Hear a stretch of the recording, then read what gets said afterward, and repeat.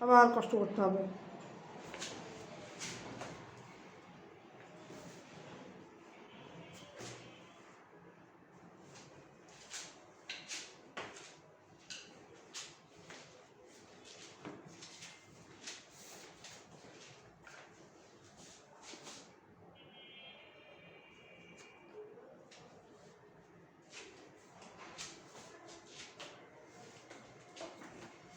বিসমিল্লাহির রহমানির রহিম। দোসাইদ একে স্কুল অ্যান্ড কলেজের দ্বাদশ শ্রেণীর শিক্ষার্থীবৃন্দ, সবাইকে অর্থনীতি ক্লাসে স্বাগতম। আসসালামু আলাইকুম। আশা করি সবাই ভালো আছো, আমিও ভালো আছি। আজকে তোমাদেরকে পড়াবো দশম অধ্যায়ের অর্থের পরিমাণ তত্ত্ব বা মুদ্রার পরিমাণ তত্ত্ব, quantity theory of money.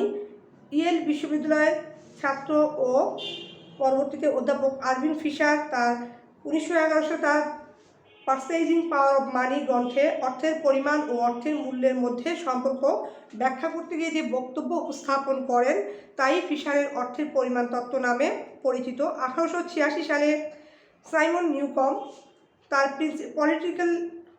Principal of political ইকোনমিতে অর্থের পরিমাণ তত্ত্ব সম্পর্কে যে মতামত রাখেন তাকেই পরিমার্জিত করেন ফিশার। এজন্য অনেকে ফিশারের তত্ত্বকে নিউকম ফিশার অ্যাপ্রোচ বলে। এই তত্ত্বকে আমেরিকান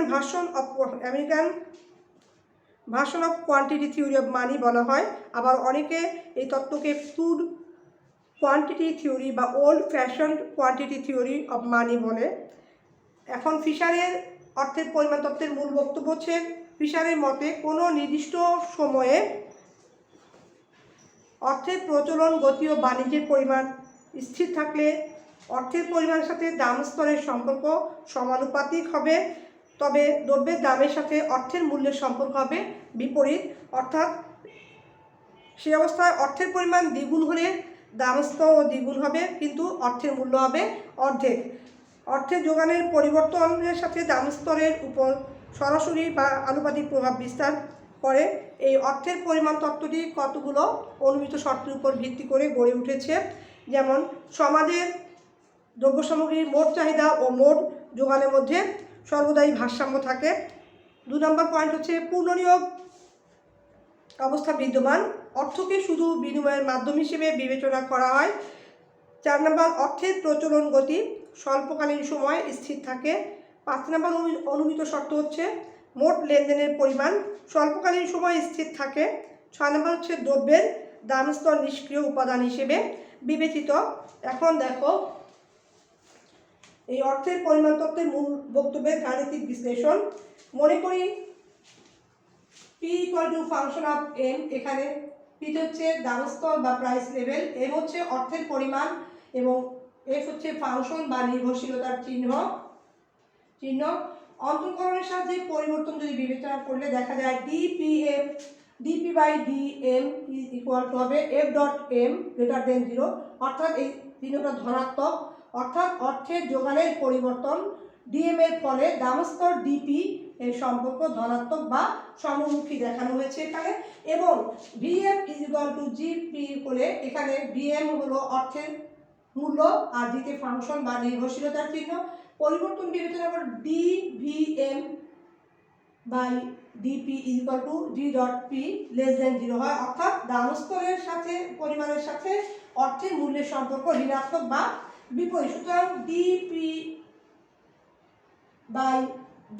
অর্থাৎ dvm/dp যদি হয় f.m * g.p < 0 হয়, অর্থাৎ dvm/dm < 0 হবে, অর্থাৎ অর্থের যোগানের সাথে অর্থের মূল্যের সম্পর্ক ঋণাত্মক বা বিপরীত। এই সম্পর্ক থেকে আমরা বলতে পারি অর্থের পরিমাণ দ্বিগুণ হলে অর্থের মূল্য হবে অর্ধেক।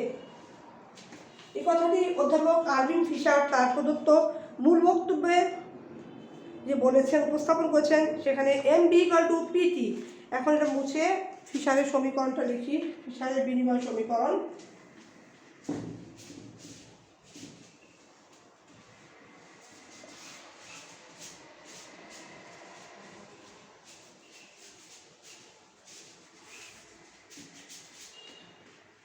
দেখো ফিশারের বিনিময় সমীকরণ।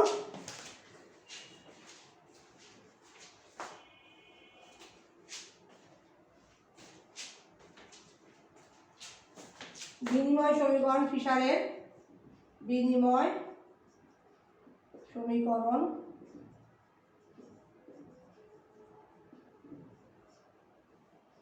MB = PT,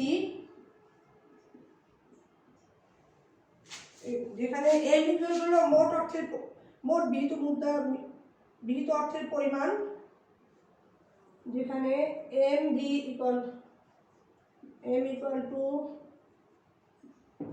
মোট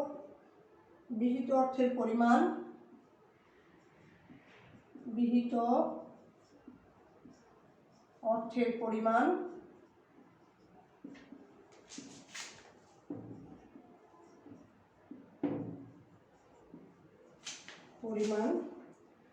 বা money supply, MONEY money supply, LY supply.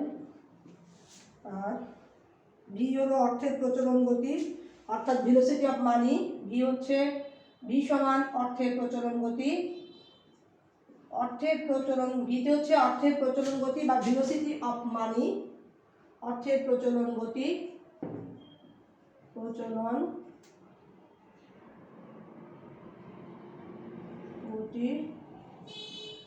বা ভেলোসিটি VILOCITY,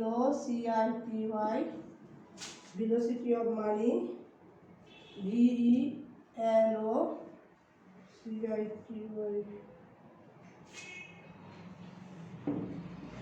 of money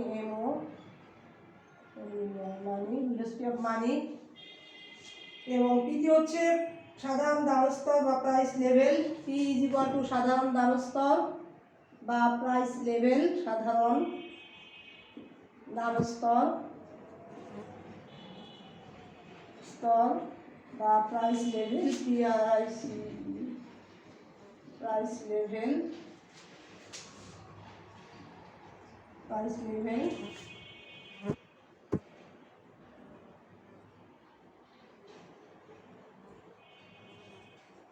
এবং টি হলো লেনদেনের পরিমাণ বা ট্রানজ্যাকশন। টি এবং টি হলো লেনদেনের পরিমাণ, এবং টি লেনদেনের পরিমাণ,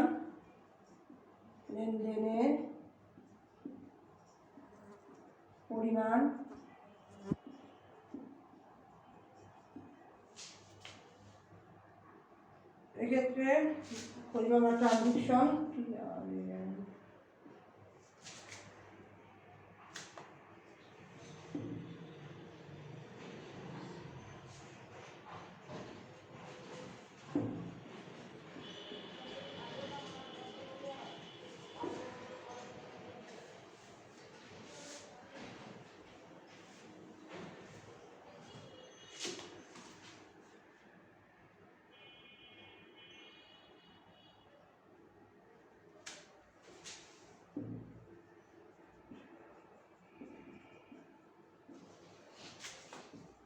এক্ষেত্রে কোনো নির্দিষ্ট সময়ে টি ও ভিওটি স্থির থাকলে,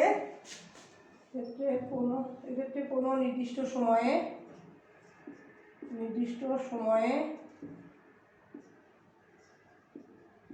ভি ও টি স্থির থাকলে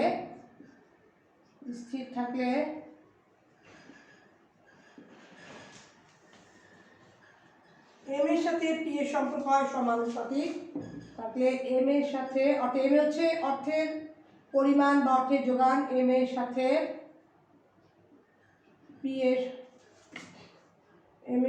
পি এর সম্পর্ক হয় সমানুপাতিক। পি হচ্ছে প্রাইস লেভেল, এম এর সাথে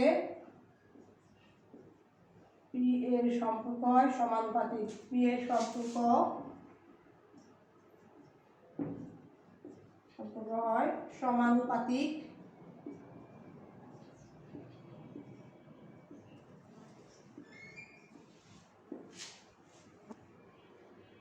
অর্থাৎ অর্থের যোগান বাড়লে দাম স্তরও বাড়ে। অর্থের যোগান বাড়লে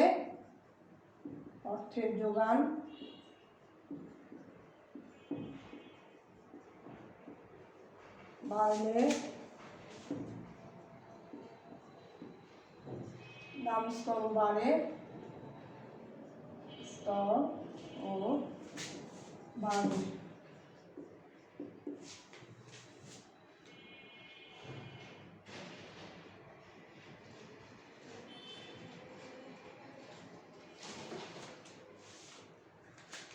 এখন খেয়াল করো,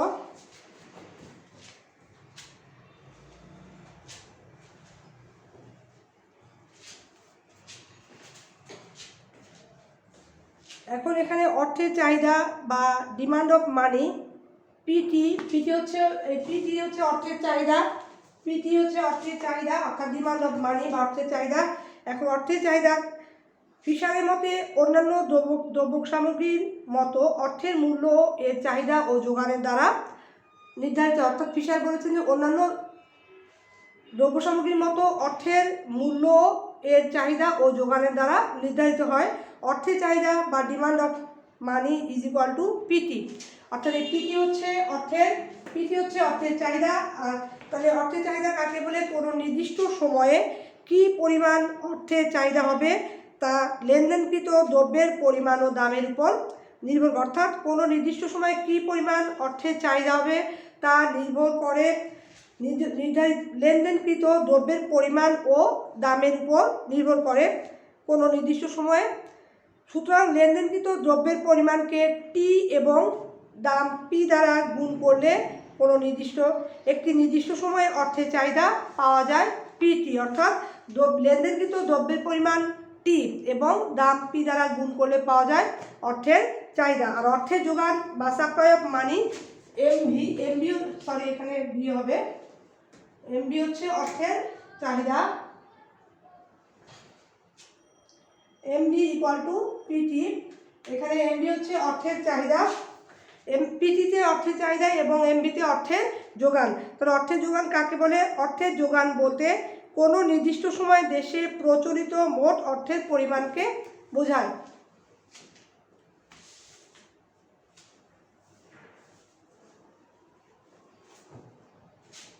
এখানে অর্থের যোগান বলতে কোনো নির্দিষ্ট সময়ে দেশে প্রচলিত মোট অর্থের পরিমাণকে বোঝায়। আধুনিক সমাজে মোট অর্থের পরিমাণ সরকারি মুদ্রার পরিমাণ ও যে পরিমাণ ঋণপত্র ব্যবহৃত হয় তার সমষ্টিকে বোঝায়। আবার একটি টাকা নির্দিষ্ট সময়ে যতবার হাত বদলায় এটি তত টাকার কাজ করে। এটি হলো অর্থের প্রচলন গতি। অর্থাৎ একটি টাকা একটি নির্দিষ্ট সময় যতবার হাত বদলায় এটি তত টাকার কাজ করে, আর এটি হচ্ছে অর্থের প্রচলন গতি। তাই মোট অর্থের পরিমাণকে অর্থাৎ এম এর অর্থের প্রচলন গতি ভি, অর্থাৎ ভিতে আগে বলেছি ভিতে হচ্ছে অর্থের প্রচলন গতি বা ভেলোসিটি অফ মানি, অর্থের প্রচলন গতি। অর্থাৎ অর্থের পরিমাণ এম কে অর্থের প্রচলন গতি ভি দ্বারা গুণ করে পাওয়া যায় এমভি বা অর্থের যোগান। এখানে অন্যান্য দ্রব্য সামগ্রী যেমন চাহিদা ও যোগানের দ্বারা নির্ধারিত হয়। ফিশারের বিনিময় সমীকরণে বলা হয়েছে অর্থের মূল্য অর্থের পরিমাণ এবং অর্থের চাহিদা দ্বারা নির্ধারিত হয়। এখানে বলা হয়েছে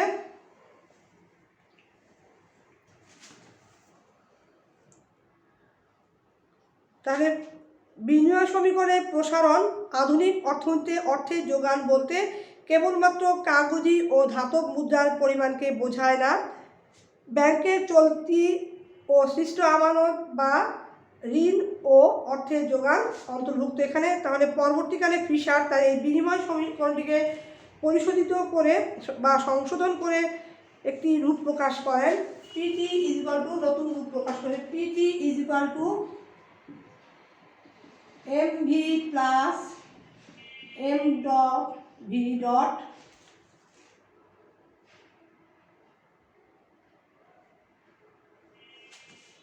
বা যদি সাজিয়ে লিখি আমরা এখানে বা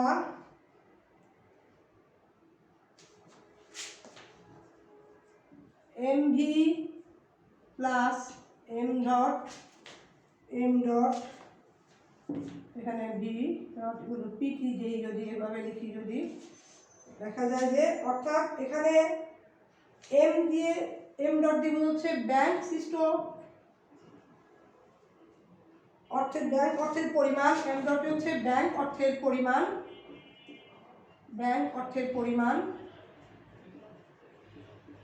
পরিমাণ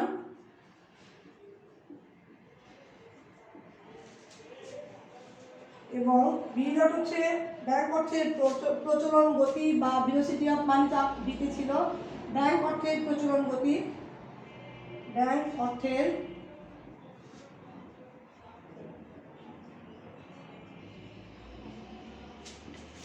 প্রচলন গতি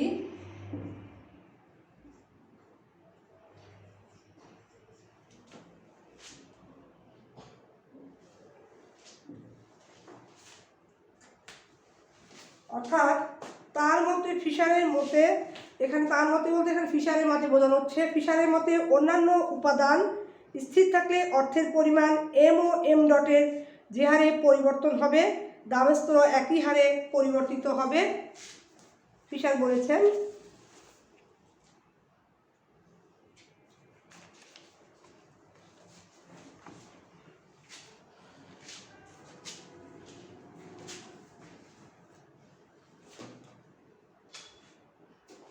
এখন এটুকু মুছে নতুন করে একটা উদাহরণ দিচ্ছি ফিশারের বিনিময় সমীকরণের।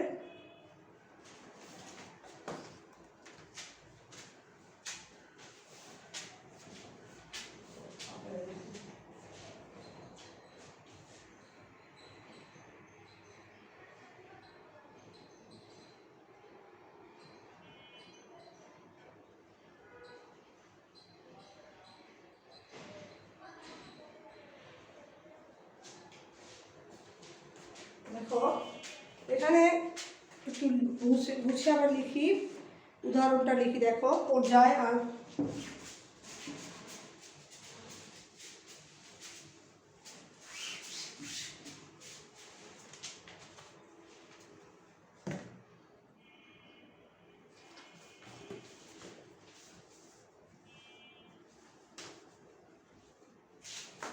উদাহরণ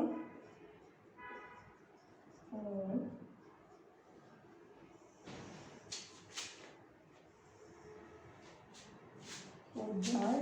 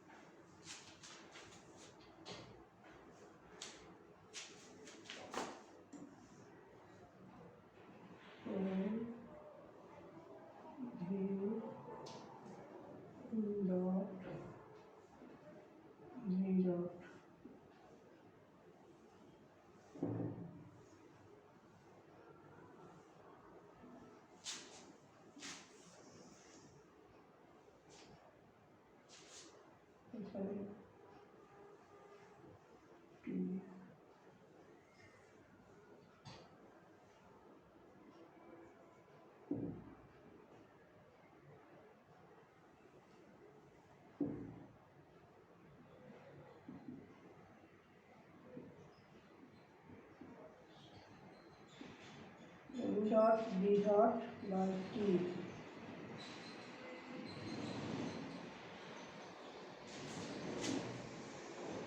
dn is equal to 1 by p।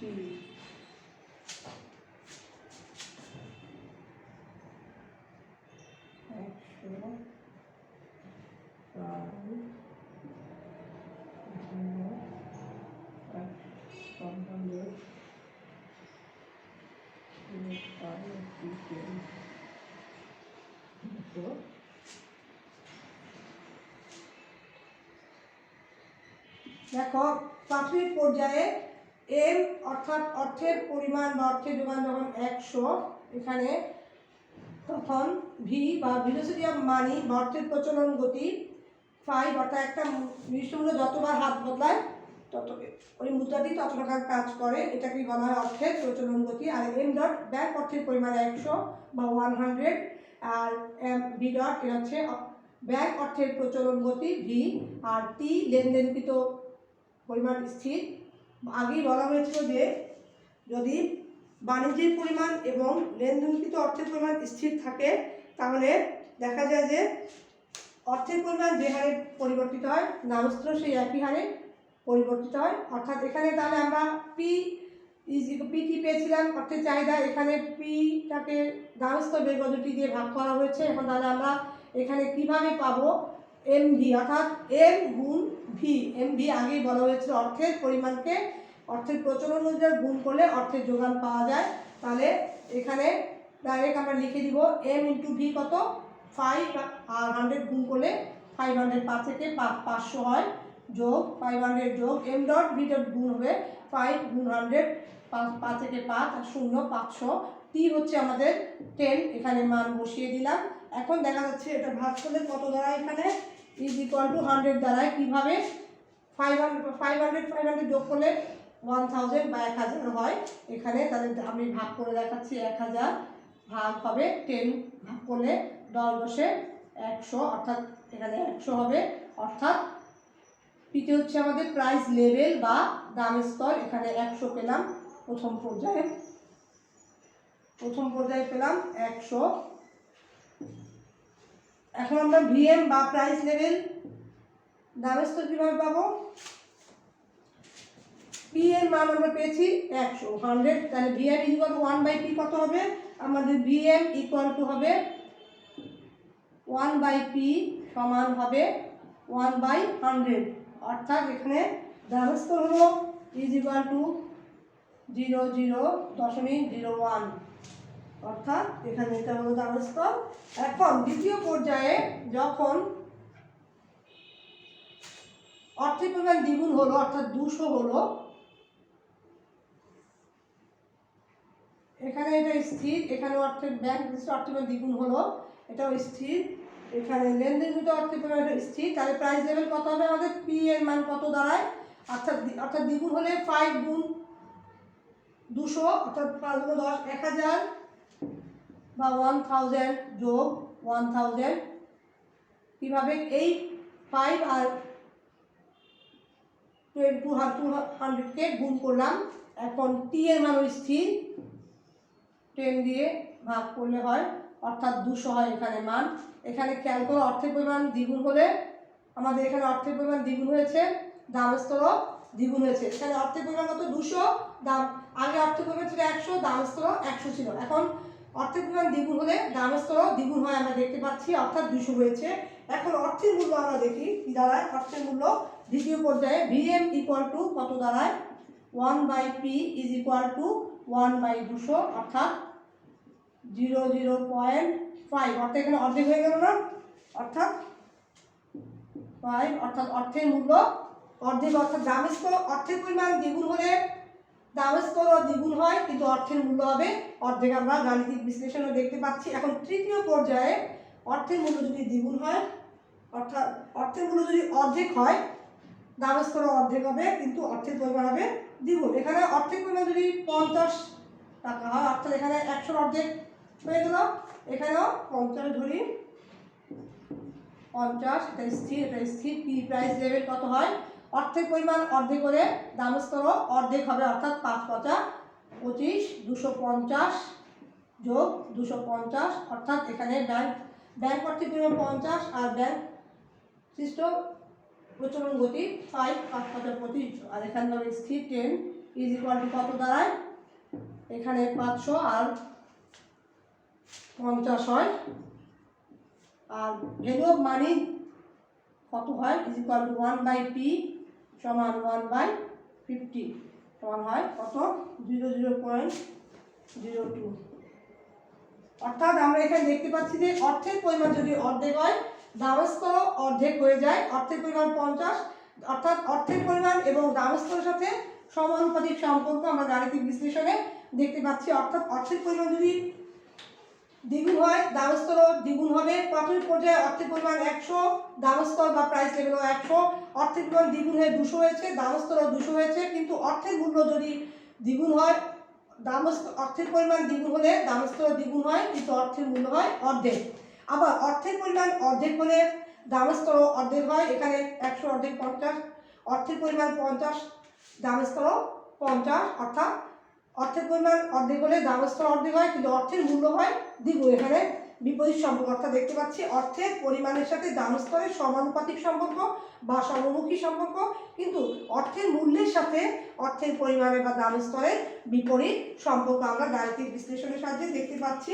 অতএব বলা যায় যে ভি ডট ও টি স্থির থাকলে এম ও এম বৃদ্ধি পেয়ে দ্বিগুণ হলে দাম স্তর বৃদ্ধি পেয়ে দ্বিগুণ হবে এবং অর্থের মূল্য হ্রাস পেয়ে অর্ধেক হবে। আবার এম ও এম ডট হ্রাস পেয়ে অর্ধেক হলে দাম স্তরও হ্রাস পেয়ে অর্ধেক হয়, কিন্তু অর্থের মূল্য বৃদ্ধি পেয়ে দ্বিগুণ হয়।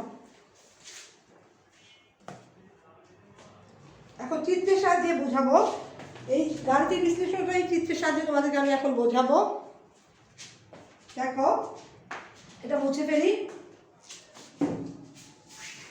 আশা করি বুঝতে পেরেছো সবাই।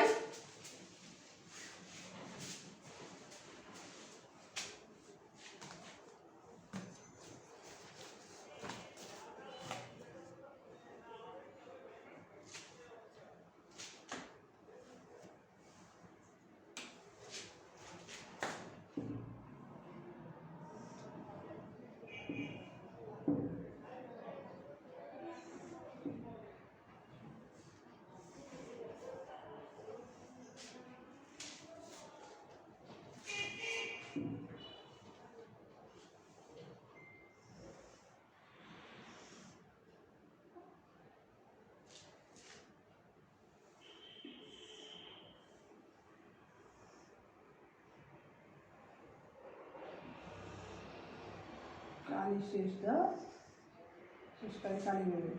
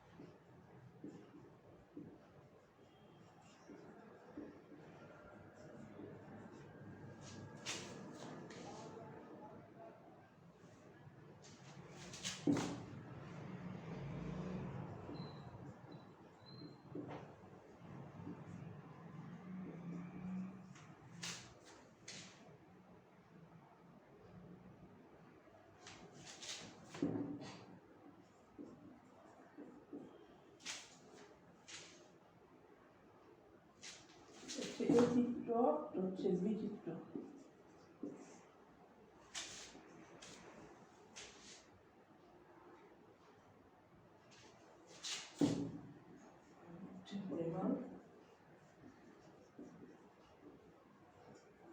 পরিমাণ হচ্ছে জ্ঞান বা মূল্য।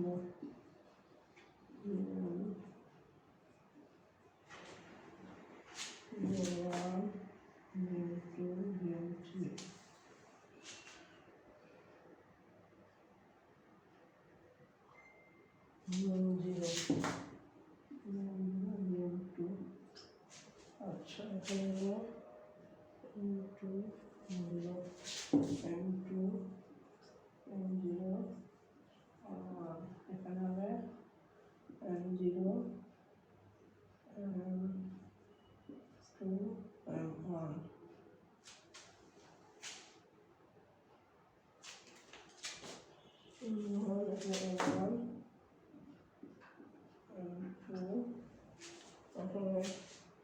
P2 P0 P2 P0 P1 A B C A B C হবে A dot B dot C dot. এখানে দাম স্তর বা P বা দাম স্তর। দেখো, চিত্রে এ চিত্র আর বি চিত্র আমরা রেখেছি। এখন আমরা চিত্রে দেখতে পাচ্ছি যে প্রথম চিত্রে ভূমি অক্ষে, ওএম অক্ষে বা ভূমি অক্ষে অর্থের পরিমাণ এবং ওপি অক্ষে বা লম্ব অক্ষে দাম স্তর নির্দেশ করা হচ্ছে। আর P equal to function of M, অর্থাৎ এখানে অর্থের পরিমাণের সাথে দাম স্তরের সরাসরি বা সমমুখী সম্পর্ক দেখানো হয়েছে। অর্থাৎ অর্থের পরিমাণ যে হারে বাড়ে দাম স্তর সেই হারে বাড়ে বা কমে এখানে। আর অর্থের মূল্যের সাথে দাম স্তরের বিপরীত সম্পর্ক আমাদের অর্থের পরিমাণের সাথে অর্থের মূল্যের বিপরীত সম্পর্ক দেখা যায়। অর্থাৎ এখানে অর্থের পরিমাণের সাথে অর্থের মূল্যের বিপরীত সম্পর্কের কারণে রেখাটি বাম দিক থেকে ডান দিকে নিম্নগামী। আর এখানে অর্থের পরিমাণের সাথে দাম স্তরের সমমুখী বা সমানুপাতিক সম্পর্ক হওয়ার কারণে রেখাটি বাম দিক থেকে P equal to function of M রেখাটি বাম দিক থেকে ডান দিকে ঊর্ধ্বগামী। এখন আমরা চিত্রে দেখতে পাচ্ছি যে এই চিত্রে অর্থের পরিমাণ ও এম 0 থেকে যখন বৃদ্ধি পেয়ে ও এম 1 হয় কখন হয়, অর্থাৎ তখন দাম স্তরও বৃদ্ধি পেয়ে ওপি 0 থেকে ওপি 1 হয়। তখন বিন্দু দেখা যায় যে অর্থের পরিমাণ বৃদ্ধি পেয়েছে, যে হারে দাম স্তর সেই একই অনুপাতে বৃদ্ধি পেয়েছে। এবং আবার অর্থের মূল্য বা অর্থের পরিমাণ যদি এখন অর্থের পরিমাণ যদি আবার ওপি 1 থেকে হ্রাস পেয়ে ওপি 2 হয়, দাম স্তর যদি হ্রাস পেয়ে ওপি 2 হয় তখন অর্থের পরিমাণও হ্রাস পেয়ে ওএম 1 থেকে ওএম 2 হয়। অর্থাৎ অর্থের পরিমাণের সাথে দাম স্তরের সমানুপাতিক বা সরাসরি সম্পর্ক। অর্থাৎ অর্থের পরিমাণ যে হারে বাড়ে বা কমে দাম স্তরও সেই একই হারে বাড়ে বা কমে, কিন্তু অর্থের পরিমাণের সাথে আমরা দেখতে পাচ্ছি অর্থের মূল্যের সম্পর্ক বিপরীত। অর্থের পরিমাণ যখন ও এম 1 এখানে তখন অর্থের মূল্য ছিল ও ভিএম 1, অর্থের মূল্য কম, এখানে অর্থের মূল্য কম, এখানে বি বিন্দুতে অর্থের মূল্য। আবার অর্থের মূল্য যখন অর্থের পরিমাণ যখন ও এম 0 তখন অর্থের মূল্য এ ডট বিন্দুতে ভিএম 0 এখানে এই পদ্ধতি এই বিন্দুতে। আবার যখন অর্থের মূল্য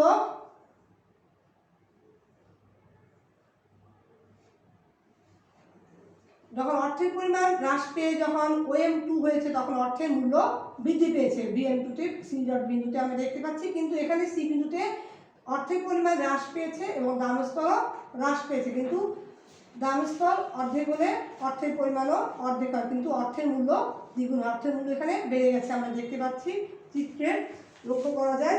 এ থেকে বোঝা যায় যে অর্থের যোগান বৃদ্ধি পেলে দাম স্তর বৃদ্ধি পায় কিন্তু অর্থের মূল্য হ্রাস পায়, এবং অর্থের যোগান হ্রাস পেলে দাম স্তর হ্রাস পায় কিন্তু অর্থের মূল্য বৃদ্ধি পায় আমরা দেখতে পাচ্ছি। সুতরাং অর্থের পরিমাণের সাথে দাম স্তরের সরাসরি সম্পর্ক এবং অর্থের মূল্যের সম্পর্ক বিপরীত আমরা চিত্রে দেখতে পাচ্ছি। Thanks all.